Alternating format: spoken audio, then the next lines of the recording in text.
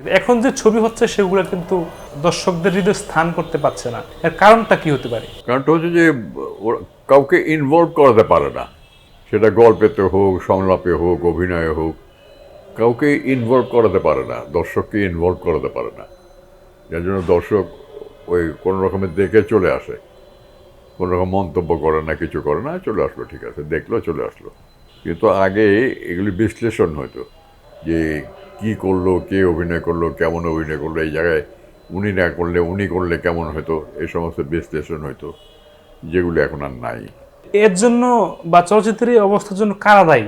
দায়ী তো আমরাই, কারণ আমরা দিতে পারিনি দর্শককে, দর্শককে খুশি করতে পারিনি, দর্শকের চাই নাই যে দর্শক আসুক, আমাদেরটা দেখুক, পারি নাই আমরা।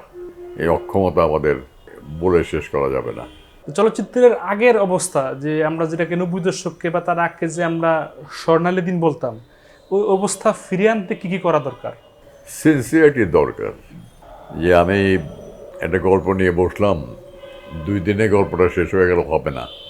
মাসের পর মাস এই গল্পটা তৈরি হচ্ছে, এর বিভিন্ন দিক নিয়ে আলোচনা হচ্ছে, করতে করতে তারপরে একটা সময় একটা গল্প হইল, তারপর সংলাপ, সংলাপ এটা না ওটা, ওটা না সেটা, ওটা না সেটা, করতে করতে সংলাপ হইলো, এবং করতে করতে করতে করতে সবাই মিলে একটা প্রোডাক্ট হইলো। এটা আর এখন আর নাই, এটা করতে হবে। আমাদের দেশে ঢাকায় চলচ্চিত্রে কার অভিনয় দেখলে আপনার খুব হিংসা হতো? হিংসা হইতো? হিংসা বা জেলাস, এই চরিত্রে যদি আমি থাকতে পারতাম বা তার স্থলে যদি আমি থাকতে পারতাম, এরকম হিংসে। আমার আমার কাছে সবচেয়ে বড় 4জন অভিনেতা আছে।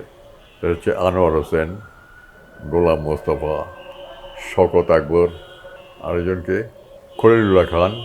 এই চারজন হচ্ছে আমার কাছে গুরু। এই 4জন হলো স্তম্ভ। এদের কাছ থেকে আমার অভিনয় শেখা, জানা, দেখা, সব কিছু। হিংসা হতো না, আমি ওগুলো শেখার চেষ্টা করতাম, ওটি দেখার চেষ্টা করতাম, ওটা শেখার চেষ্টা করতাম, এই, কিন্তু হিংসা হতো না। আমি তো সবসময় ভালো অভিনয় করার চেষ্টা করেছি, কিন্তু আমার কাছে ভালো কাউকে মনে হয় নাই। আমি কাউকে জেলাস মনে হয় নাই। আমি আমার মতো করে কাজ করে গেছি এবং মনে হচ্ছে সেটাই সর্বোত্তম কাজ।